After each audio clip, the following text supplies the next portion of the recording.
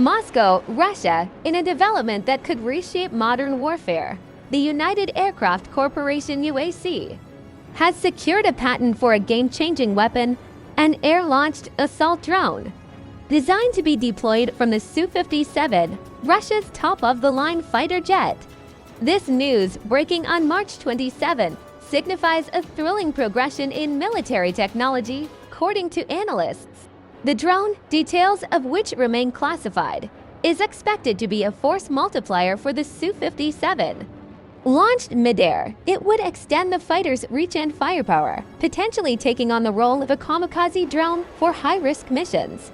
Experts believe this innovation won't be limited to the Su-57. The potential for integrating this drone with other Russian aircraft is reportedly under consideration, hinting at a broader modernization of Russia's aerial arsenal. This patent unveiling marks a significant step forward in drone warfare. The Su-57's Wingman drone represents a new level of air combat capability, with analysts predicting it will have a major impact on future battlefields.